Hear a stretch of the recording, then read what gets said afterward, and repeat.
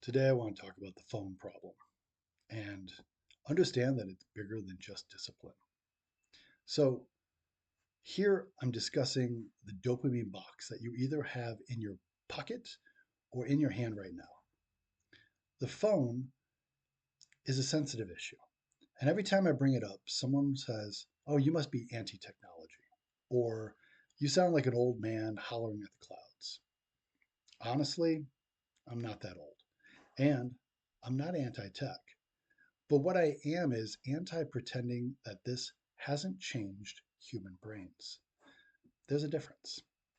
I've taught a long time in 5 different states in 2 different countries, and I've seen this pattern everywhere. Different communities, same device, same effect. So let's break it down honestly.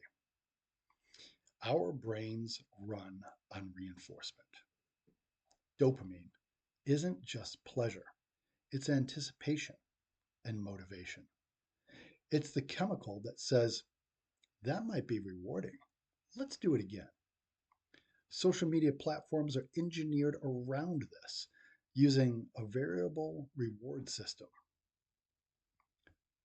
You sit there scrolling. Maybe you see something funny. Maybe you see something shocking. Maybe you get a like. Maybe you don't. It's unpredictable by design. It's the same reinforcement pattern used in casino slot machines. And from a psychological viewpoint, it's powerful. Now, we've handed this system to 10-year-old brains, brains that are still developing and haven't fully grasped impulse control. In its development, around its age, it's still laying the wiring through the prefrontal cortex. It hasn't gotten accustomed to the idea of delayed gratification. So when the kids come to school, they're asking that brain to sit quietly and solve equations, to write sentences, and to study the geology of Earth. It's not that our students lack character, it's that their attention is divided between what's going on in the classroom around them and what's available on that neurochemical jackpot machine that's in their pocket. Taking a second, we're going to go ahead and discuss the focus fragmentation. See, back in the 80s, Gen X, student distraction meant that we were staring out the window or passing notes to a friend on paper, which was usually folded to make it look like a football or some other shape. Now, our distraction vibrates in our pocket.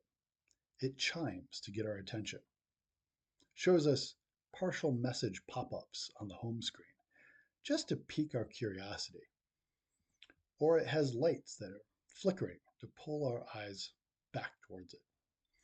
Even when phones are face down, even when they're silent, just knowing that it's there splits our attention. Cognitive psychology calls this attention residue. Part of the brain stays partially hooked into that advice, which means full focus is harder to access. Students aren't just distracted, they're partially engaged in two worlds at the same time. And deep learning in the classroom requires sustained attention. You can't build complex neural pathways in 15-second increments. That's just not how memory consolidation works. That's why some schools have tried to create policies to separate students from their devices, saying they have to place them in special holders or that they can only have them in a locker. Or in some cases, they're not allowed to bring them to school at all. Well, phones, the truth is, increase anxiety. I know this is a part that people probably don't want to hear, but more connection to the world has not decreased people's loneliness. More access has not resulted in less anxiety. Students are constantly comparing everything. Try passing out a test or a quiz. The first thing they do is they want to compare their grade to those of the people around them. What did their best friend get? What did that other kid get? Who got the best score? They want to know where their standing is. They also compare their bodies, both guys and girls, to each other, and the filters on some of these apps only make things worse, giving them unrealistic expectations of what they're supposed to be like. They compare their clothes, their social status, and even their family vacations. They compare their relationships with those of their friends and with whomever they follow online in real time. When we were teenagers, back in the days of Gen X, our ability to compare ourselves to others was much more limited. Sure, there were movie stars and people on the living room TV, but it mostly came down to who was physically around us. Now, the comparison today, that pool is global and it's digitally cultured just for them. Everyone seems to have a highlight reel. It's like their personal behind the scenes.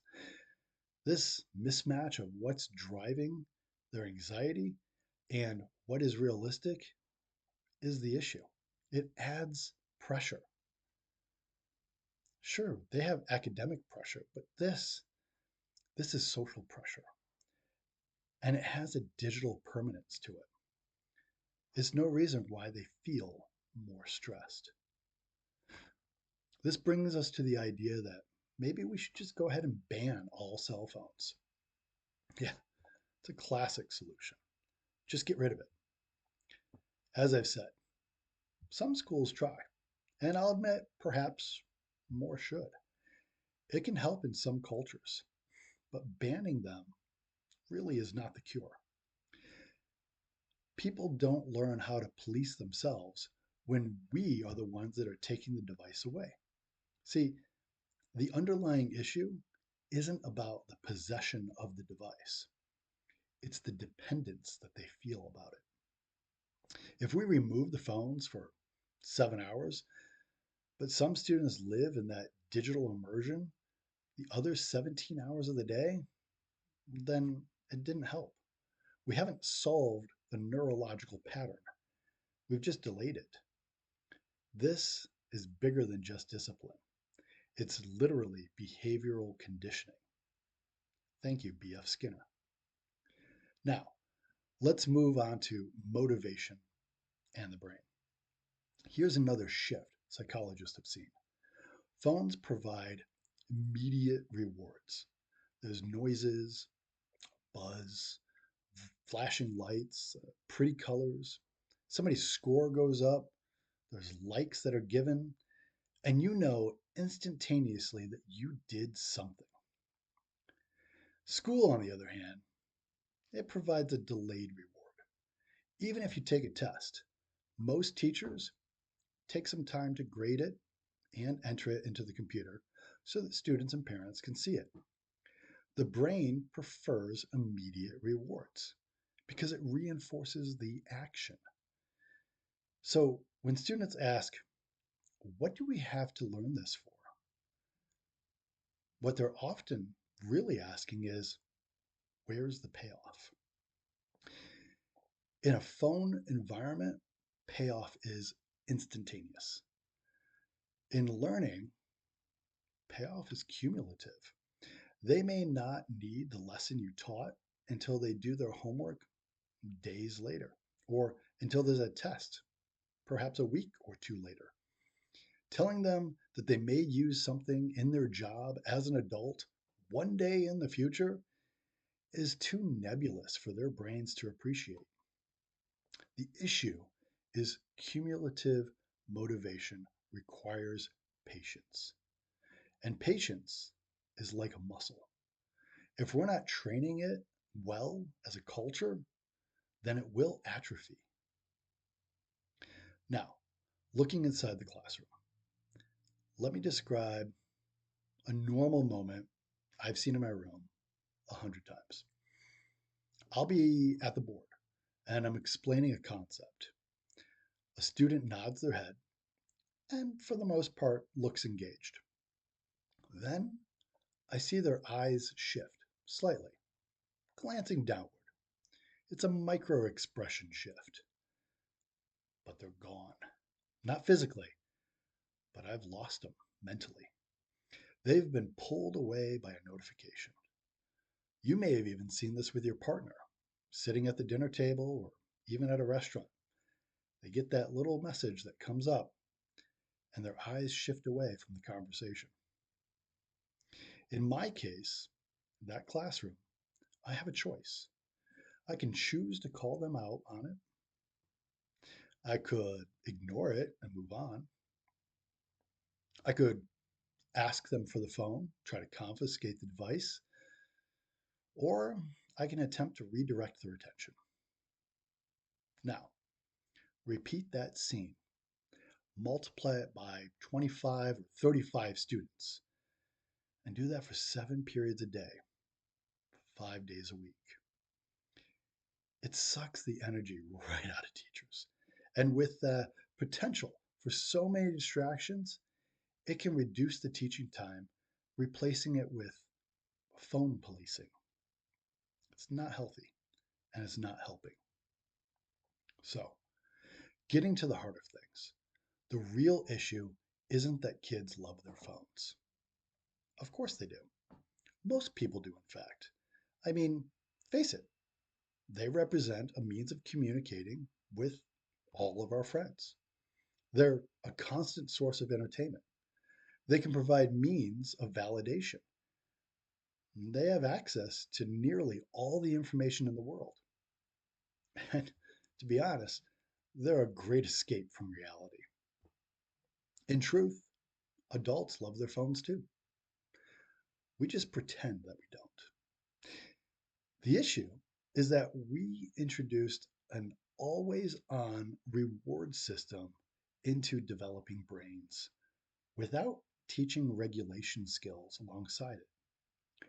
We gave them access, but not enough guidance on moderation. What does this mean for education? Well, teachers are now teaching two curriculums. They have their usual content and they have to teach attention management. So we're teaching how to tolerate boredom, how to sit with difficulty, and how to persist without instant validation. Those are all neurological skills, not just behavioral ones, and they matter far beyond school. There are several other things teachers are also being asked to teach as well, but I'll get to that in another video. So give me a second now to give you a Gen X comparison. And I promise I'm not trying to complain, but back in the late 19th century, in the days of the Gen X, boredom was built on our imagination. Sure, I can admit that we often said that we were bored. Our parents would probably tell you that we said it constantly and painfully. But with that boredom, it came with the ability and the opportunity to develop our creativity. Today, American students rarely experience that same boredom, certainly not long enough for imagination to really kick in. And that's because boredom now has an escape hatch. It's instantly available in their pocket or in their backpack or already in their hand. From a psychological and biological point of view, that changes their cognitive development. Notice, I did not say it made it worse, but it certainly changes it into something different. As a mathematician and science teacher, I promise you, differences have consequences. So, what can we do? Well, first, there are several things that we need to avoid doing. We can't demonize the technology. It's everywhere, and it's necessary at this point in our society. We shouldn't shame kids for using it, but We also don't want to pretend that it's harmless. We have to get honest about it. We need to teach them digital hygiene, just like we teach nutrition. We have to show them the value in moderation. We should help them to build boundaries. And we need to make them aware of its effects on our brain chemistry. Most importantly, we have to model it ourselves. Yes, that means the adults too. If we're answering emails at red lights, or worse, texting while we're driving, scrolling while we're sitting at the dinner table, we're not exactly modeling restraint. Truthfully, none of this is really about phones. We've always had distractions of some sort or another. What it is about is agency. Can students direct their attention, or is their attention directed for them? The same could be asked of all of us, in fact. And that question matters much more in adulthood than any test score ever will. So, the phone problem isn't going to be solved by yelling, and banning them alone isn't going to work either. The only way to solve the issue is by understanding how our brains work and by consciously building environments that protect our focus. It's obvious that the technology isn't going away, but neither is the need for deep thinking. The future is going to belong to people who can control their attention. And right now, that's a skill worth teaching. Next time, I'd like to talk about the anxiety in our students, what's real, what's misunderstood, and what adults often get wrong. Until then, maybe take a moment to check how many times you reach for your phone in the next hour. Look at your screen time. Do it without judgment. Do it for your own awareness. That's where the change starts. Welcome to the conversation.